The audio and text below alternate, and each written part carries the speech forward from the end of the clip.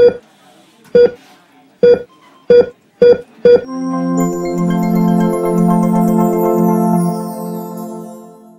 Guys, welcome back. इस particular video में मैं आपको कार्डियोमायोपैथी टॉपिक बताऊंगा। कार्डियोमायोपैथी का मतलब है हार्ट के मसल्स में डिफेक्ट है, और वो डिफेक्ट क्या हो सकता है कि जो टोटल मसल की थिकनेस है या मोटाई है वो कम हो गई। अगर कम हो जाएगी तो हार्ट ज़्यादा पावर जनरेट नहीं कर पाएगा, वीक हो जाएगा, फ्लैबी हो जाएगा, जिसे हम बोलते हैं डायलेटेड कार्डियोमायोपैथी। दूसरी पॉसिबिलिटी हो सकती है कि जो मसल्स की थिकनेस है वो इंक्रीज हो गई, मोटाई इंक्रीज हो गई। उससे दिक्कत क्या होगी कि हार्ट की ऑक्सीजन कंजम्पशन इंक्रीज हो जाएगी, जिससे पेशेंट को एंजाइना के सिम्टम्स आ सकते हैं। तो ऐसा पेशेंट जिसका हार्ट का साइज बिग है, नॉर्मली तो बोलते हैं ना बड़े दिल वाला है, मतलब लोगों का भला करता है, बट यहाँ पे बड़े दिल वाला जो मेरा पेशेंट है उसे चेस्ट पेन के मैनिफेस्टेशंस आ रहे हैं। इसको बोलते हैं हाइपरट्रॉफिक कार्डियोमायोपैथी, जहाँ पे हार्ट के मसल्स की थिकनेस इंक्रीज्ड है। एंड तीसरी पॉसिबिलिटी हो सकती है कि हार्ट के मसल्स के अंदर फाइब्रोसिस हो जाए। देखिए, आप जानते हैं कि अगर कोई आदमी अल्कोहल पीता है तो उसके लिवर में फाइब्रोसिस हो जाता है, जिसे हम सिरोसिस बोलते हैं। लेकिन आज मैं आपको एक बड़ा एक्साइटिंग डिजीज पढ़ाने वाला हूं जिसमें हार्ट के मसल्स में फाइब्रोसिस हो जाएगा, जिसे हम रिस्ट्रिक्टिव कार्डियोमायोपैथी बोलते हैं। जिसके जैसे हार्ट की वॉल स्टिफ हो जाएगी, रिजिड हो जाएगी, और हार्ट ठीक से रिलैक्स नहीं कर पाएगा। रिलैक्स नहीं कर पाएगा तो ब्लड ठीक से रिसीव नहीं करेगा, और अगर इनपुट नहीं होगा तो फिर आउटपुट भी कॉम्प्रोमाइज हो जाएगा। बेसिकली जो कार्डियोमायोपैथी का चैप्टर है उसमें हमने 3 अलग-अलग प्रकार की कार्डियोमायोपैथीज़ को स्टडी करना है। देखिए, जो नॉर्मल हमारे हार्ट का वज़न होता है, वो 250 से 350 ग्राम के बीच में होता है। मेल्स और फीमेल्स में ऑब्वियसली अलग-अलग होगा। जैसे कि मेल्स में क्योंकि बॉडी मास बिगर होता है तो हार्ट का साइज़ भी बिग होगा और हार्ट में मसल्स भी ज़्यादा होंगे। और विमेन के जैसे हाइट शॉर्टर होगी तो उनमें हार्ट का साइज़ भी छोटा होगा और मसल मास भी रिलेटिवली लेस होगा। लेकिन अब मैं आपको बड़े दिल वाले 2 पेशेंट बताऊँगा। ये बड़े दिल वाले 2 पेशेंट्स हैं, इनका नाम है डायलेटेड कार्डियोमायोपैथी और हाइपरट्रॉफिक कार्डियोमायोपैथी। डिफरेंस देख लेते हैं, थोड़ा इमेज को ज़ूम इन करते हैं। देखिए, जो पहली वाली इमेज है उसमें क्या है कि हार्ट का साइज़ बिग है तो इसे हम डायलेटेड कार्डियोमायोपैथी बोलते हैं। लेकिन दिक्कत क्या है कि डायलेटेड होने के बावजूद भी, बड़ा होने के बावजूद भी यहाँ पर जो कार्डियक आउटपुट है वो नॉर्मल से कम होगा। तो मोस्ट स्टूडेंट्स की क्वेरी यही होती है कि सर ऐसे कैसे, अगर बड़े दिल वाला पेशेंट है तो उसका तो कार्डियक आउटपुट बेटर होना चाहिए, वो तो स्पोर्ट्स में ज़्यादा अच्छा करना चाहिए। लेकिन प्रॉब्लम है कि यहाँ पे जो हार्ट के मसल्स हैं वो डैमेज हो चुके हैं। अब वो डैमेज क्यों हुए हैं उसके भी रीजंस मैं आपको बताऊंगा। लेकिन फिलहाल के लिए आपने याद रखना है कि यहाँ पर जो थिकनेस ऑफ मसल होती है वो रिलेटिवली लेस है। तो पावर जनरेशन कम हो जाएगी, पावर जनरेशन कम होगी तो कार्डियक आउटपुट भी कम हो जाएगा, कार्डियक आउटपुट कम हो जाएगा तो इजेक्शन फ्रैक्शन भी कम हो जाएगा। नॉर्मल हमारा इजेक्शन फ्रैक्शन 65% होता है, लेकिन इन पेशेंट्स का इजेक्शन फ्रैक्शन इतना कम होगा कि ये पेशेंट तो अगर बाथरूम भी जाएगा तो इसका सांस फूलना शुरू हो जाएगा। इन पेशेंट्स में जो फीचर्स आएंगे, मैनिफेस्टेशंस आएंगी, वो सारे हार्ट फेलियर वाली होंगी क्योंकि हार्ट ठीक से काम नहीं कर रहा है। इन पेशेंट्स का इजेक्शन फ्रैक्शन इतना कम हो सकता है कि ऐसी एक्टिविटी जिसके बारे में हम सोचते भी नहीं है, जैसे अगर आपको प्यास लग रही है तो आप उठ के किचन तक जाएंगे, पानी अपने ग्लास में भर के you can drink water, come back और फिर से पढ़ने बैठ जाएंगे। तो कुछ कदम ही तो चल के जाना है। तो इस पेशेंट को छोटी छोटी एक्टिविटीज जैसे कि खुद से उठ के वॉशरूम जाना, या फिर अपने क्लोथ्स चेंज करना, या अपने लिए चाय कॉफी बनाना, उसमें भी एक्सट्रीम अमाउंट ऑफ ब्रेथलेसनेस होगी।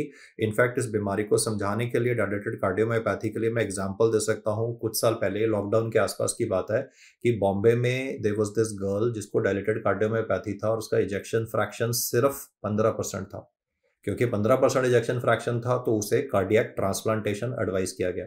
अब कार्डियक ट्रांसप्लांटेशन के लिए तो ऑब्वियसली आपको एक ब्रेन डेड डोनर की ज़रूरत है। तो ब्रेन डेड, वैसे ही हमारे देश में तो ऑर्गन डोनेशन इतनी कॉमन चीज़ नहीं है, लोग ऑर्गन डोनेशन के लिए साइन अप ही नहीं करते। तो ब्रेन डेड डोनर बहुत मुश्किल से मिलता है। तो everybody was waiting including doctors और पेरेंट्स ऑफ दिस गर्ल कि she will one day die, because 15% ejection पे तो इनफैक्ट रूटीन एक्टिविटी जैसे कि उठ के बैठ के खाना खाना, पानी पीना, उसमें भी सांस फूल रहा होगा। लेकिन उसी टाइम पे चेन्नई में काफ़ी ज़्यादा बारिश वगैरह हुई तो एक लड़का बाइक चला रहा था बिना हेलमेट के। तो उसकी बाइक स्किड कर गई, उसका जो हेड था वो रोड से टकराया, उसे एक्स्ट्रा ड्यूरल ब्रेन हैमरेज हो गई, जिससे वो लड़का अनफॉर्चुनेटली ब्रेन डेड हो गया। अब क्योंकि ब्रेन डेड हो गया तो उसके जो पेरेंट्स थे उन्होंने खुद से ही इनिशिएटिव लेके डिसाइड किया कि हम इसके अपने बच्चे के ऑर्गन्स डोनेशन के लिए रेडी हैं। और फिर इस लड़के का जो हार्ट है, जो लड़का ब्रेन डेड हो गया था एक्स्ट्रा ड्यूरल हैमरेज की वजह से, इसको फ्लाई किया गया बॉम्बे, और बॉम्बे में इस लड़की को कार्डियक ट्रांसप्लांटेशन का प्रोसीजर किया गया। एंड लकीली इस गर्ल ने उस बॉडी को, मतलब नॉर्मली क्या होता है कि अगर किसी और की बॉडी का ऑर्गन हमारी बॉडी में ट्रांसप्लांट किया जाए तो रिजेक्शन हो जाती है, लेकिन लकीली रिजेक्शन नहीं हुआ। तो तकरीबन ऑपरेशन के 2 महीने बाद दे flew the parents of this boy, जिन्होंने कंसेंट दिया था कि भाई हमारे बच्चे का हार्ट या बाकी ऑर्गन्स हार्वेस्ट किए जाएँ। तो they flew the parents of this boy from Chennai to Mumbai and ये वीडियो काफ़ी वायरल हुआ था यूट्यूब पे और इंस्टाग्राम पे और सोशल मीडिया पे कि जो मदर है उस बच्चे की ना, शी वाज लाइक, डॉक्टर ने इन फ्रंट दैट गर्ल उसकी छाती पे स्टेथोस्कोप लगाया और वो जो मदर है उस लड़के की जो जिसकी डेथ हो गई थी, she is hearing the heart of her son, अपने बेटे के हार्ट साउंड्स को सुन रही है किसी और की चेस्ट में। तो that's a fairly emotional movement. आप इमेजिन कर सकते हैं कि एक माँ जो अपने बेटे को खो चुकी है, वो अपने बेटे के हार्ट को किसी और की चेस्ट में बीट करते हुए सुन रही है। तो वो मिरेकल है मेडिकल साइंस का। और इससे मैं ये बताना चाहता हूँ कि ये जो कार्डियोमायोपैथीज होती हैं, इनमें डायलेटेड कार्डियोमायोपैथी का जो मेन ट्रीटमेंट है दैट इज कार्डियक ट्रांसप्लांटेशन। और ट्रांसप्लांटेशन के लिए ब्रेन डेड डोनर चाहिए होता है, जिसके लिए लोग एग्री नहीं करते हैं। तो ऑब्वियसली बिकॉज ऐसे बोलूँगा लैक ऑफ एजुकेशन की वजह से, क्योंकि हमारे देश में अगर किसी से बात करोगे ना ऑर्गन डोनेशन के लिए, तो बोलेगा ठीक है मेरे शरीर से मेरे मरने से पहले ऑर्गन निकाल दिए जाएंगे, तो अगले जन्म में क्या पता ऑर्गन बने या ना बने। तो लोग इस टाइप से ना अगले जन्म की बातें करनी शुरू कर देते हैं, मतलब इस जन्म में तो जो हुआ हुआ, लेकिन अगले जन्म की बातें कर रहे होते हैं। तो अभी एजुकेशन लेवल हमारे देश में इंक्रीज हो रहा है, तो now people are signing up for organ transplantation, जिसकी वजह से जो शॉर्टेज है वो ग्रेजुअली कम होती जाएगी और ऐसे लोगों को एक फ्रेश लीज ऑफ लाइफ मिलेगा। डायलेटेड कार्डियोमायोपैथी की खासियत यही है कि जो हार्ट है वो ग्रॉसली डायलेटेड होता है। मैं ऐसे बोल सकता हूँ कि this is a flabby, flabby मतलब लूज ग्लोबुलर हार्ट। और अगर हम इन पेशेंट का एक्सरे करेंगे तो एक्सरे में हमको कार्डियोमेगाली मिलेगी। नॉर्मली तो कार्डियोमेगाली मिलती है हार्ट फेलियर में, नॉर्मली कार्डियोमेगाली मिलती है जिन पेशेंट्स को अनकंट्रोल्ड हाइपरटेंशन होती है, दवाई नहीं खाते तो उनको लेफ्ट वेंट्रिकुलर हाइपरट्रॉफी हो जाती है। लेकिन यहाँ मैं हाइपरट्रॉफी नहीं बोल रहा, यहाँ मैं ये नहीं कह रहा मसल्स बढ़ गए, मैं तो कह रहा हूँ मसल्स बेचारे कमजोर हो गए हैं, तो हार्ट बेचारा लूज सा डायलेटेड सैगी हो गया। तो flabby globular heart is a feature of dilated cardiomyopathy, that is the best way I can describe it. अब हम इसको कंपेयर करेंगे हाइपरट्रॉफिक कार्डियोमायोपैथी से, जहाँ पे हार्ट के जो मसल्स की थिकनेस है वो ज़्यादा बढ़ गई है। और जैसे मैंने आपको बताया कि मसल्स की थिकनेस बढ़ना फ़ायदे की चीज़ नहीं है। इंप्रेशन तो यही आता है कि भाई अगर हाइपरट्रॉफिक कार्डियोमायोपैथी होगी तो हाइपरट्रॉफिक कार्डियोमायोपैथी में पर्सन में there would be increase cardiac output, लेकिन ऐसा नहीं है क्योंकि हार्ट की ऑक्सीजन डिमांड इंक्रीज हो जाती है और उस डिमांड इंक्रीज होने की वजह से अनफॉर्चुनेटली एंजाइना के सिम्टम्स आ सकते हैं। हाइपरट्रॉफिक कार्डियोमायोपैथी क्या कारण क्या होता है, तो वो तो मैं आगे आपको एक्सप्लेन करूंगा। दैट इज बेसिकली जेनेटिक्स वाला कंपोनेंट बाद में डिस्कस करेंगे। लेकिन अभी फिलहाल मैंने ये मेन कॉन्सेप्ट आपको दिया कि इसमें जो thickness of the wall of the heart है, ये थिकनेस ऑफ द मसल्स है, वो रिलेटिवली इंक्रीज्ड है। और इसमें सबसे इंपॉर्टेंट चीज़ है कि आप वेंट्रिकल की कैविटी का साइज देखिए, इतना ज़्यादा मसल है यहाँ पर। इनफैक्ट जो बीच का सेप्टम होता है ना, ये वाला जो हिस्सा है हमारे हार्ट का, इसको हम इंटरवेंट्रिकुलर सेप्टम बोलते हैं, जो कि पतला होता है। इसमें देखिए काफ़ी ज़्यादा एक्स्ट्रा यूजलेस मसल है। तो जो मैंने लकीर बनाई है, व्हाइट लाइन बनाई है, उससे मैंने ये दिखाने की कोशिश करी है कि जो free wall of the left ventricle है या जो सेप्टम वाला हिस्सा है, उसमें इतना ज़्यादा यूजलेस मसल प्रेजेंट है कि वेंट्रिकल्स का जो साइज है वो एक्चुअली नॉर्मल से भी छोटा है। आप नॉर्मल वेंट्रिकल से कंपेयर करिए, जो नॉर्मल पर्सन के हार्ट का वेंट्रिकल्स का साइज है, ये वाला जो लाइन डायग्राम है ये रिप्रेजेंट कर रहा है। आई यूज अ थिनर मार्कर ताकि थोड़ा सिमेट्री रहे। सो अगर आप एक नॉर्मल पर्सन का राइट वेंट्रिकल का साइज देखते हैं और एक नॉर्मल पर्सन के लेफ्ट वेंट्रिकल का साइज देखते हैं, तो साइज ऑलमोस्ट इक्वल है और कंपैरेटिवली बिगर है। लेकिन हाइपरट्रॉफिक कार्डियोमायोपैथी के पेशेंट में आप देख पा रहे हैं कि हार्ट का साइज भी बिग है और बिग होने के बावजूद भी वेंट्रिकल्स का साइज जो है वो लेस है। क्यों? क्योंकि जो मसल्स हैं वो सारी जगह ले लेंगे, जिसकी वजह से कैविटी साइज रिलेटिवली स्मॉल हो जाती है। इस पेशेंट में क्योंकि लेफ्ट वेंट्रिकल की कैविटी का साइज नॉर्मल से कम होने वाला है, तो इसमें कम ब्लड आएगा। नॉर्मली आपके और मेरे हार्ट में 130 ml ब्लड हर बारी हमारे लेफ्ट वेंट्रिकल में और राइट वेंट्रिकल में एंटर करता है। नॉर्मल जो एंड डायस्टोलिक वॉल्यूम होती है वो 130 ml होती है, लेकिन यहाँ पर एंड डायस्टोलिक वॉल्यूम भी कम होगी। अगर हार्ट में इनपुट कम होगा तो आउटपुट भी कम होने वाला है। तो इस कंडीशन में भी मैंने रीजन बताया कि क्यों पेशेंट में low cardiac output, low blood pressure मिलेगा, बिकॉज लेफ्ट वेंट्रिकल की कैविटी का साइज लेस है। दोनों में डिफरेंस क्लियर हो गया होगा। दो बड़े दिल वाले पेशेंट्स हैं, डायलेटेड कार्डियोमायोपैथी भी बड़े दिल वाला है, लेकिन वहां पर हार्ट का मसल लूज फ्लैबी हो गया है, और हाइपरट्रॉफिक वाले में मसल्स इंक्रीज हो गए हैं पर कैविटी का साइज छोटा हो गया है। तो दोनों में रीजन अलग अलग है। अगर इजिएस्ट तरीके से मैं समझाऊं तो डायलेटेड कार्डियोमायोपैथी में पावर, जिसे हार्ट ताकत जो है, पावर कम हो गई है, और हाइपरट्रॉफिक कार्डियोमायोपैथी में पावर कम नहीं हुई है, जगह कम हो गई है, क्योंकि जगह कम है। दो वर्ड्स हैं, एक पावर और एक स्पेस। अगर पावर कम हो गई तब तो वैसे ही आउटपुट लेस हो जाएगा, लेकिन अगर स्पेस कम हो गई हार्ट के अंदर तो ब्लड आ नहीं पाएगा, और आ नहीं पाएगा तो बाहर भी कम जाएगा, जिसकी वजह से बीपी इनका lower side of the normal पे मिलेगा।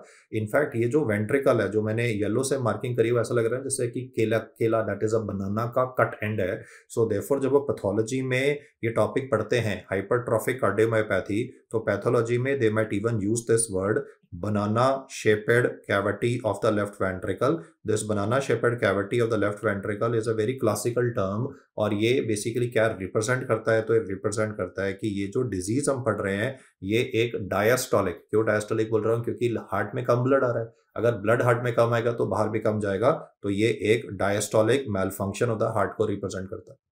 अब हम स्टडी करेंगे सबसे रेयरेस्ट टाइप ऑफ कार्डियोमायोपैथी। अभी मैंने दो बड़े दिल वाले पेशेंट्स बताए हैं, अब मैं आपको ये पेशेंट बता रहा हूँ जिसका हार्ट का साइज तो नॉर्मल है। आप अगर दोनों ब्लैक वाले डायग्राम्स को कंपेयर करो तो जो एक्सट्रीम राइट वाला पेशेंट है उसमें हार्ट का साइज तो नॉर्मल है, लेकिन वाइट से मैंने दिखाया कि जो मसल्स के अंदर फाइब्रोसिस हो गया।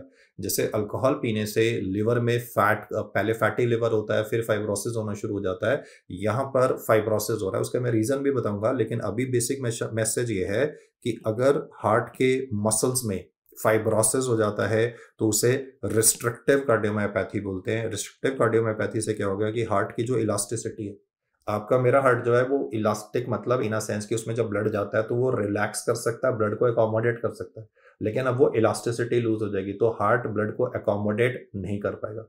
यहाँ पर मैं ये नहीं कह रहा कि कैविटी साइज छोटा हो गया, नो।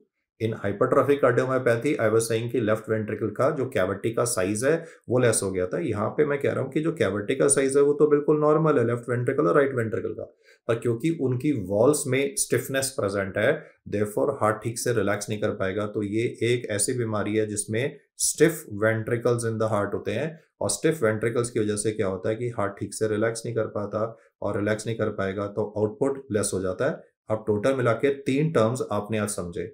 टोटल तीन प्रकार की कार्डियोमायोपैथी है। डायलेटेड तो आसान है भाई, लूज फ्लॉबुलर, loose globular heart, flabby heart, मतलब पावर की प्रॉब्लम है।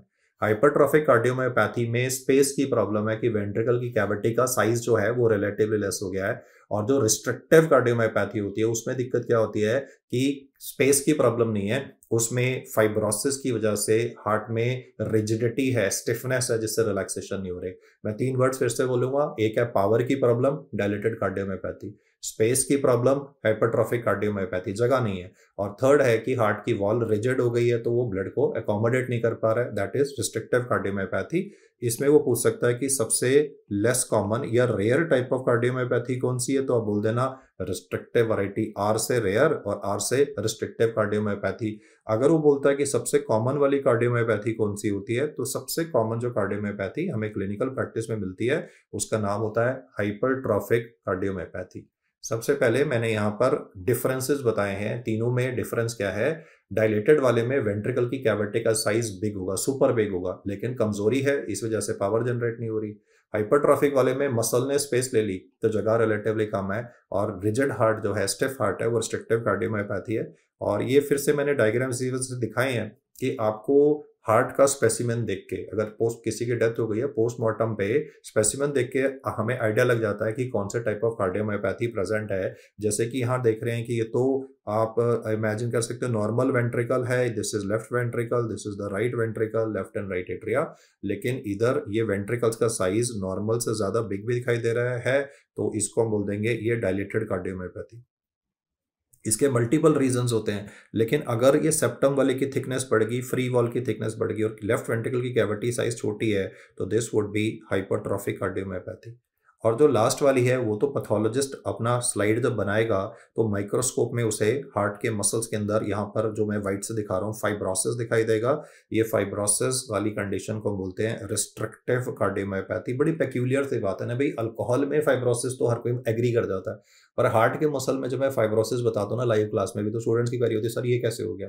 तो आगे सुनते रहना, अभी इंटरेस्ट रखूंगा आपका कि क्यों ये सारे डिजीजेस डेवलप हो रहे हैं। प्लस मैंने वो न्यूज आइटम दिखाई कि that Mumbai girl she had received a cardiac transplant, जिसकी वजह से she was able to survive. In fact dilated cardiomyopathy और रिस्ट्रिक्टिव कार्डियोमायोपैथी दोनों का ही जो ट्रीटमेंट ऑफ चॉइस है वो कार्डियक ट्रांसप्लांटेशन है। TX से मेरा मतलब cardiac transplantation is the treatment of choice for both of them, मतलब जहाँ पे भी अवेलेबल हो। लेकिन अब अवेलेबल नहीं है तो ultimately these patients will die. Hypertrophic cardiomyopathy में हाउएवर दवाई भी अवेलेबल है। तो वो आपसे पूछ सकता है कि हाइपरट्रॉफिक कार्डियोमायोपैथी के पेशेंट्स में हम क्या दवाई देंगे, तो आपका आंसर होगा कि हम एक नॉन सिलेक्टिव बीटा ब्लॉकर देंगे जिसका नाम प्रोप्रानोलॉल है। और इसको एग्जामिनर क्यों सुनना चाहता है, क्योंकि पूरी कार्डियोलॉजी में हमेशा हम कार्डियो सिलेक्टिव बीटा ब्लॉकर जैसे कि मेटोप्रोलॉल, अटेनोलॉल, बिसोप्रोलॉल, हम कार्डियो सिलेक्टिव बीटा ब्लॉकर्स की बात करते हैं। लेकिन non selective beta blocker that is beta 1 को भी ब्लॉक करे, बीटा 2 को भी ब्लॉक करे, तो नॉन सिलेक्टिव पूरी कार्डियोलॉजी में गाइस हमेशा कार्डियो सिलेक्टिव बीटा ब्लॉकर्स दिए होते हैं। नॉन सिलेक्टिव बीटा ब्लॉकर सिर्फ और सिर्फ हाइपरट्रॉफिक कार्डियोमायोपैथी के लिए आपने याद रखना है। और इन पेशेंट्स में मोस्ट ऑफ द टाइम हम दवाई से काम चलाते हैं या कुछ और भी इंटरवेंशन है जो मैं आगे वाली स्लाइड में बताऊंगा। लेकिन हाइपरट्रॉफिक कार्डियोमायोपैथी में आप सीधा ट्रांसप्लांटेशन मत बोल देना, इसमें ट्रांसप्लांटेशन की जरूरत पड़ती नहीं ना, क्योंकि हार्ट में मसल्स तो हैं ही हैं। तो यहाँ पे कुछ और इंटरवेंशंस भी किए जाते हैं जिनसे हम इनकी क्वालिटी ऑफ लाइफ को इम्प्रूव कर सकते हैं। जैसे कि हम ये कर सकते हैं कि इन पेशेंट्स के जो हार्ट में यूजलेस मसल है ना, उसमें अल्कोहल इंजेक्ट कर देंगे। आप देखिए यहाँ पर मैं जो एरो से दिखा रहा हूँ, मैं कह रहा हूँ कि we will inject alcohol into this useless muscle, क्योंकि ये मसल जो है ये अननेसेसरी स्पेस ले रहा है। तो अल्कोहल से हम इसका मसल्स को डिस्ट्रॉय कर देंगे, और अगर ये मसल्स डिस्ट्रॉय हो जाएंगे तो फिर कैविटी का साइज बड़ा हो जाएगा। कैविटी का साइज बिग हो जाएगा तो उसमें ज़्यादा ब्लड आ पाएगा, 130 ml से मतलब नॉर्मल हो जाएगा 130 ml। और अगर नॉर्मल ब्लड आएगा तो फिर आउटपुट भी इंप्रूव हो जाएगा। ये बड़ी एक रेवोल्यूशनरी सी मैं टेक्निक आपको बता रहा हूँ जिसको बोलते हैं अल्कोहल बेस्ड सेप्टल एबलेशन। तो मैं नहीं सोचता कि इस पे वो MCQ देगा, लेकिन ये MCQ की एक ऑप्शन जरूर हो सकती है, क्योंकि वो तो मेनली ट्रीटमेंट ऑफ चॉइस पूछता है। तो बेसिक पॉइंट है कि नॉन सिलेक्टिव बीटा ब्लॉकर और अल्कोहल बेस्ड सेप्टल एबलेशन, ये दो प्रोसीजर्स हैं जिनसे हम हाइपरट्रॉफिक कार्डियोमायोपैथी वाले पेशेंट्स का क्वालिटी ऑफ लाइफ इंप्रूव कर सकते हैं। अल्कोहल बेस्ड सेप्टल अब्लेशन का मतलब यही है कि जो यूजलेस मसल है, जो स्पेस ले रहा था, जिससे एंड डायस्टोलिक वॉल्यूम 130 ml से कम था, उसको मैंने बैक टू नॉर्मल करवा दिया, या एटलीस्ट बैक टूवर्ड्स नॉर्मल करने की मैंने कोशिश करी है।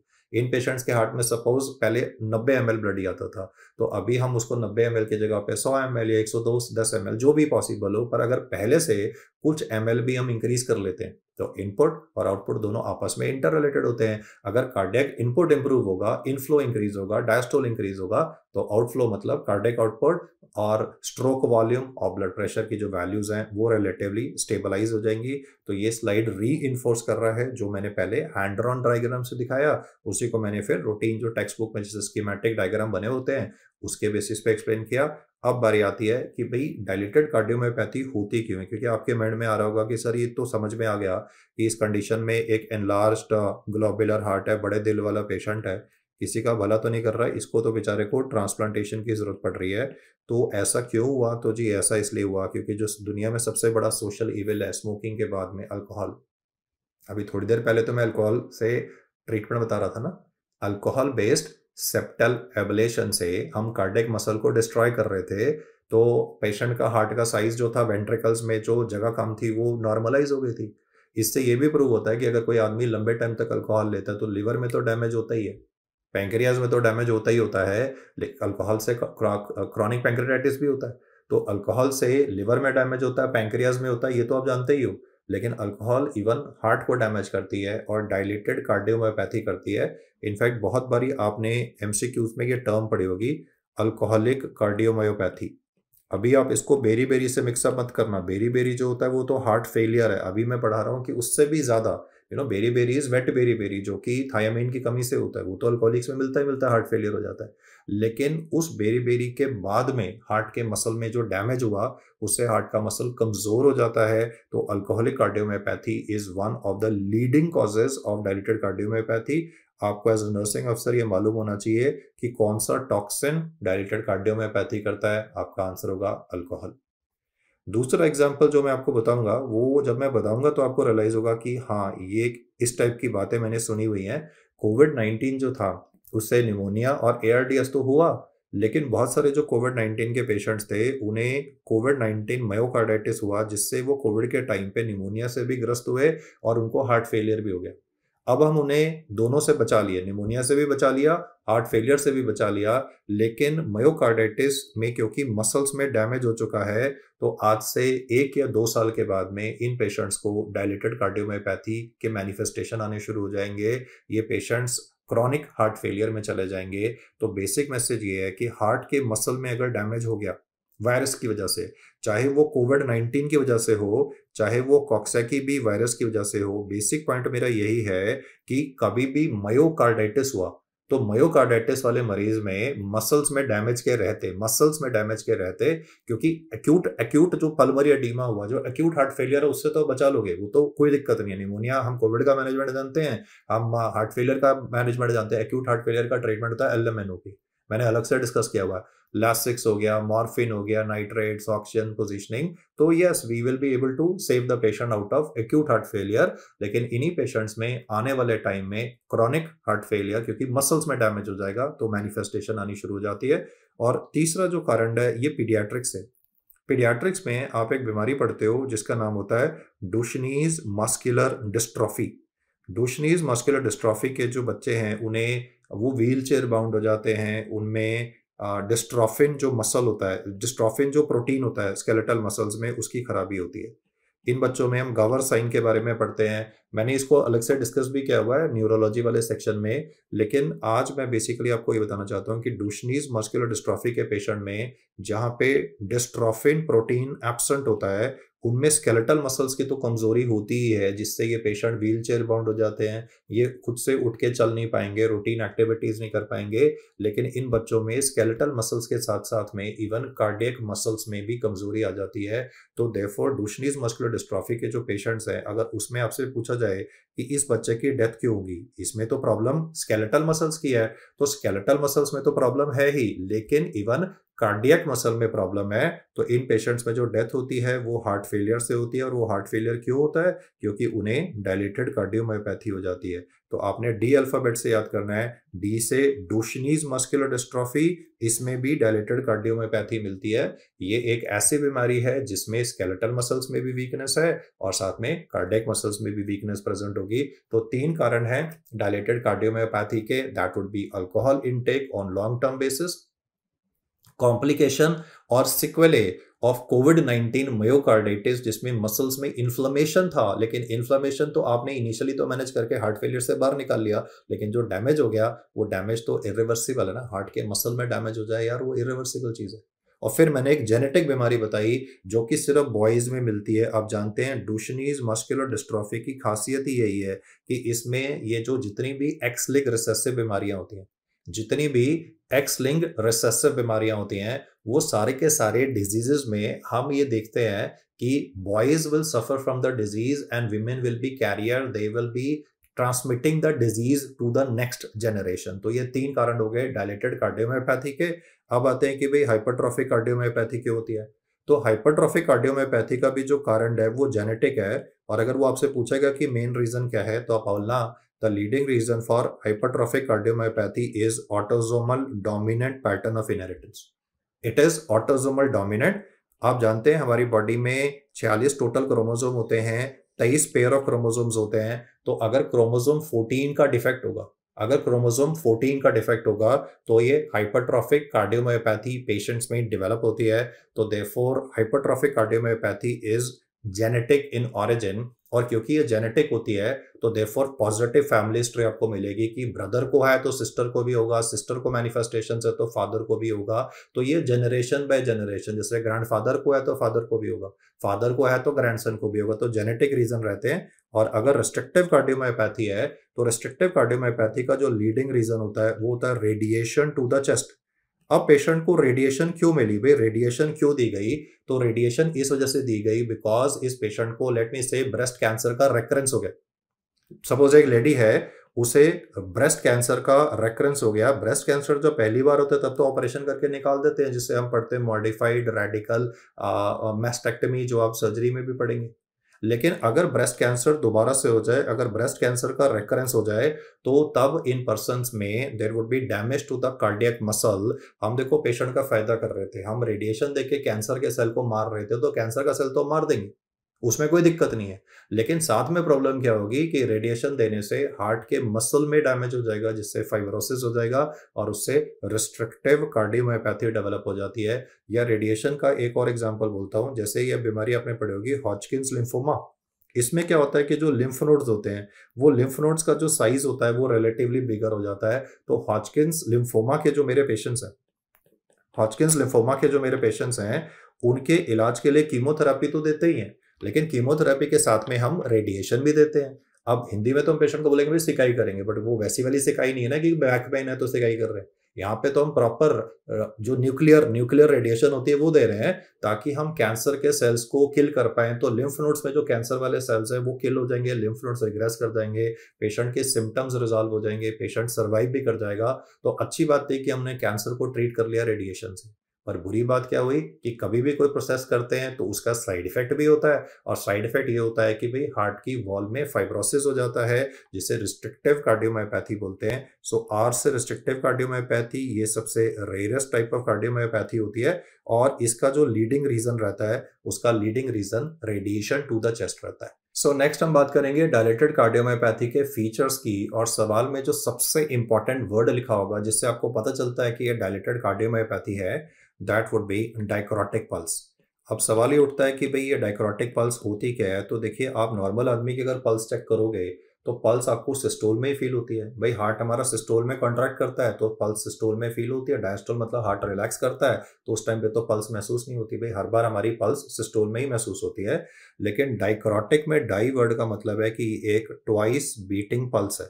और ट्वाइस बीटिंग पल्स मतलब क्या? तो ट्वाइस बीटिंग पल्स का मतलब ये कि ये इकलौती ऐसी पल्स है जो कि आप सिस्टोल में भी फील कर सकते हैं और डायस्टोल में भी फील कर सकते हैं। गाइस, मैं बहुत ही पेक्यूलियर सी बात बोल रहा हूँ कि नॉर्मली जो पल्स होती है वो तो सिर्फ सिस्टोल में ही महसूस कर सकते हैं, फील कर पाते हैं। लेकिन ऐसी पल्स जो कि सिस्टोल में भी पैल्पेबल हो और डायस्टोल में भी पैल्पेबल हो, वो डाइक्रोटिक पल्स होती है।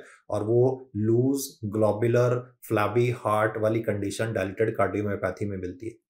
इन पेशेंट्स में अगर एक्सरे किया जाएगा तो रेडियोलॉजिस्ट हमेशा लिखेगा कार्डियोमेगैली। कार्डियोमेगैली मतलब क्या कि जो कार्डियोथोरेसिक रेशो है वो नॉर्मल से ज़्यादा होगी। आपका मेरा जो नॉर्मल कार्डियोथोरेसिक रेशो होता है वो 0.5 होता है, मतलब heart occupies total of 50% of the space in the chest और लेसर। आप में मुझ में हार्ट 50% स्पेस हमारी चेस्ट में ऑक्यूपाई करता है, लेकिन यहाँ पे कार्डियोमेगैली के रहते, लूज डायलेटेड फ्लोबुलर हार्ट के रहते, जो कार्डियोथोरेसिक रेशो है वो मोर देन 0.5 होगी। पर दो इसके हार्ट का साइज बिग है। अगर हम इकोकार्डियोग्राफी करेंगे तो इकोकार्डियोग्राफी में जो सबसे इंपॉर्टेंट पैरामीटर हम चेक कर सकते हैं वो कार्डियक आउटपुट और इजेक्शन फ्रैक्शन है। तो नॉर्मल जो इजेक्शन फ्रैक्शन होता है वो तकरीबन 65% के आसपास होता है।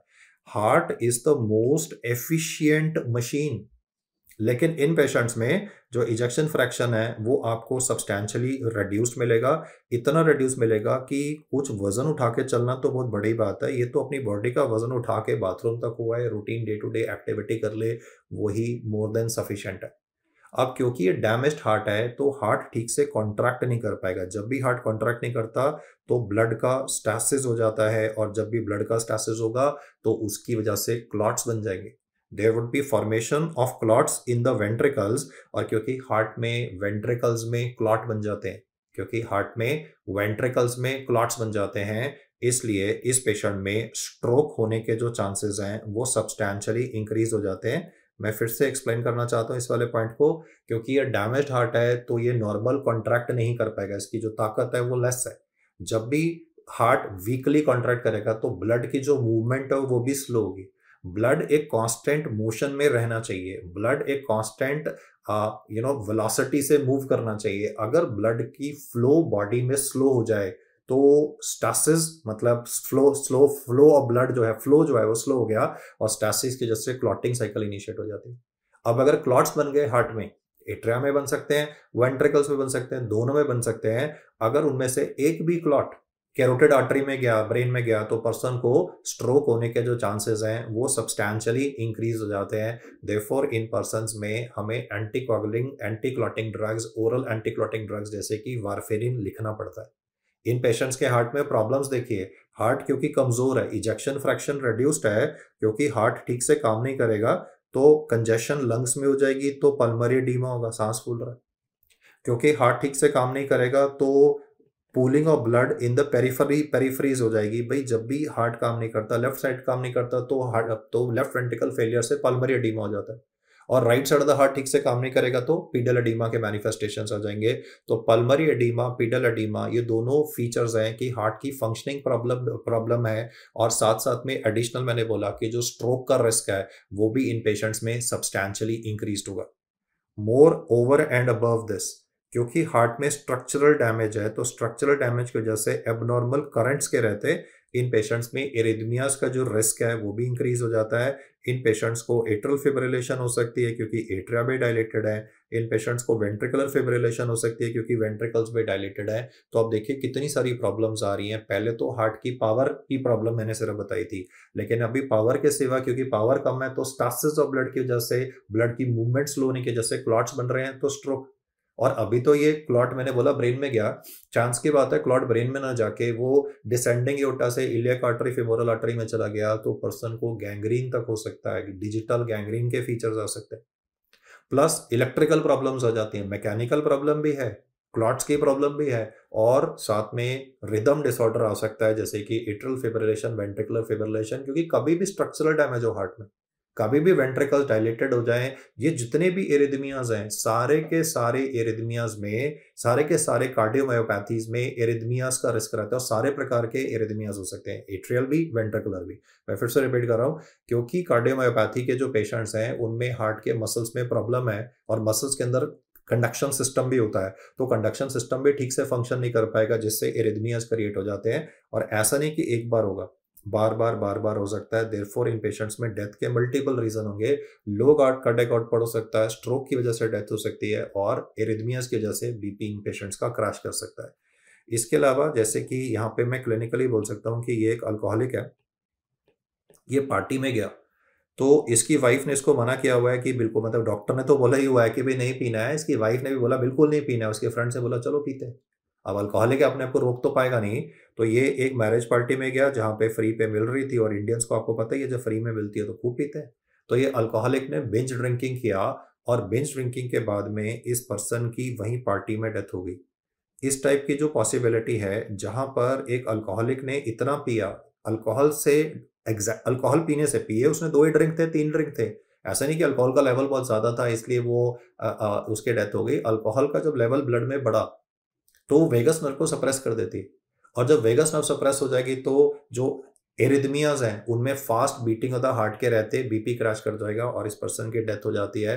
तो जो मैंने डिस्क्रिप्शन आपको दिया, इसको टेक्निकली हम मेडिकल फील्ड में हॉलिडे हार्ट सिंड्रोम बोलते हैं। हॉलिडे हार्ट सिंड्रोम का मतलब ये होता है कि यहाँ पर एक अल्कोहलिक ने खूब ज्यादा ड्रिंक किया और उसकी वजह से एरिथमिया स्टार्ट हो गया। वो एरिथमिया पहले वेगस नर्व ने कंट्रोल करके रखा हुआ था, लेकिन अल्कोहल ज्यादा पीने से वेगस नर्व सप्रेस हो जाती है, तो एरिथमिया ट्रिगर हो गया जिसकी वजह से इस पर्सन की डेथ हो गई। और यहाँ पर कौन सा एरिथमिया यूजुअली कॉमन मिलता है, तो इस पर्टिकुलर केस में, इस अल्कोहलिक में who is a known case of dilated cardiomyopathy, इसको डॉक्टर ने बोला था कि भाई अब आपके लिए अल्कोहल लिटरली जहर है, आपने अल्कोहल नहीं पीनी है, लेकिन पेशेंट ने बात मानी नहीं थी और इसकी वाइफ ने भी मना किया कि आज पार्टी में जा रहे हैं, आप प्लीज ड्रिंक नहीं करना। इस पर्सन ने ड्रिंक किया, इसकी पार्टी में डेथ हो गई। इस टाइप की प्रेजेंटेशन जब भी आप पढ़ते हो कि पर्सन ने खूब ज्यादा ड्रिंक किया और उसके बाद उसकी डेथ हो रही है, ये अल्कोहलिक में ऑलरेडी कौन सी कार्डियोमायोपैथी थी, इस अल्कोहलिक में ऑलरेडी डायलेटेड कार्डियोमायोपैथी थी। जब भी आप अपने कैरियर में अल्कोहलिक से एक सवाल शुरू करते हैं या क्लिनिकल प्रैक्टिस में, अस्पताल में आप कोई अल्कोहलिक पेशेंट देखते हैं, तो आपको समझना चाहिए कि उसके लिवर में तो प्रॉब्लम है ही है, उसके पैंक्रियाज में तो इश्यूज है ही हैं, लेकिन उसके सिवा इवन इनके हार्ट में इशू है। इन्हें डायलेटेड कार्डियोमायोपैथी ऑलरेडी स्टार्ट हो चुका है, और ये डायलेटेड कार्डियोमायोपैथी के रहते इनमें एरिथमियाज होने की जो संभावना है वो रिलेटिवली इंक्रीज हो जाती है। क्योंकि आपको पता है कि इन्हें एरिथमिया हो सकता है, इनकी डेथ हो सकती है, तो हम इन पेशेंट्स के फैमिली मेंबर्स को बताएंगे कि हम इनकी चेस्ट में एक छोटा सा कंप्यूटर लगाएंगे। ये कंप्यूटर हार्ट से कनेक्टेड होगा और इसकी जो वायर्स होंगी, वो वायर्स जो हैं वो हार्ट को टच कर रही हैं, तो ये हार्ट को हमेशा रीड करता रहेगा। ये जो छोटा सा कंप्यूटर मैं आपको पढ़ा रहा हूँ अभी, ये कोई पेसमेकर नहीं है। पेसमेकर तो लगाते हैं जब पेशेंट को ब्रेडिकार्डिया होता है, पेसमेकर लगाते हैं जब पेशेंट को हार्ट ब्लॉक्स होते हैं, जैसे कि movements to heart block, complete heart block. अभी जो मैं कंडीशन आपको बता रहा हूँ या जो अभी डिवाइस मैं आपको बता रहा हूँ, वो क्या करता है, वो कंटिन्यूअसली हार्ट को रीड करता रहता है। रीड करने के बाद में, ईसीजी रीड करने के बाद में वो रिदम का एनालिसिस करता है, analyse the rhythm in the heart. और एक बार रिदम का एनालिसिस कर लेता है, तो अगर उसको एबनॉर्मेलिटी लगती है, तो इस छोटे से कंप्यूटर में इतनी ताकत है कि ये पेशेंट को डीसी शॉक डिलीवर कर दे without the person being aware of it. Guys, मैं आपको ना तो पेसमेकर पढ़ा रहा हूँ इस टाइम पे, ना ही एक एईडी बता रहा हूँ। एईडी होता है ऑटोमेटेड एक्सटर्नल डिफिब्रिलेटर, जो हम बेसिक लाइफ सपोर्ट में यूज करते हैं। ये तो एक ऐसा डिवाइस है जो हम पेशेंट की चेस्ट में ही लगा देंगे, left side of the chest में, स्किन के नीचे। उसकी जो वायर्स हैं वो हार्ट को टच कर रही हैं, हार्ट के रिदम को कंटिन्यूसली रीड करती रहती हैं, एनालाइज करती रहती हैं। अगर गड़बड़ मिली, रिदम में गड़बड़ हो, जैसे पार्टी में गया, अल्कोहल पिया, तो जैसे ही एरिथमिया स्टार्ट होगा, तुरंत ये डीसी शॉक डिलीवर करेगा और एरिथमिया टर्मिनेट हो जाएगा। बिना नोट्स देखे हुए मुझे बताओ, इस डिवाइस का नाम क्या है, जो कि हम इन कार्डियोमायोपैथी के पेशेंट्स में लगा के इनमें सडन डेथ होने के जो चांसेस हैं उनको मिनिमाइज कर सकते हैं। इस डिवाइस का नाम होगा आईसीडी। आईसीडी क्या होता है? आईसीडी की फुल फॉर्म हो जाएगी इम्प्लांटेबल कार्डियोवर्टर डिफिब्रिलेटर। आईसीडी क्या होता है? ICD is implantable cardioverter defibrillator. This computer will analyse the rhythm of the heart, and अगर उसमें गड़बड़ मिलेगी तो वो डीसी शॉक डिलीवर करके एरिथमिया को टर्मिनेट कर देगा। So ICD is different from a pacemaker. Pacemaker लगाते हैं जब ब्रैडी एरिथमियाज होते हैं, और आईसीडी लगाते हैं जब टैकी एरिथमियाज होते हैं। मैं फिर से बोल रहा हूँ, पेसमेकर कब लगाना है? हार्ट ब्लॉक वाले कंडीशंस में। पर अगर किसी पेशेंट को टैकी एरिथमियाज प्रेजेंट है, तब हम इम्प्लांटेबल कार्डियोवर्टर डिफिब्रिलेटर लगाते हैं।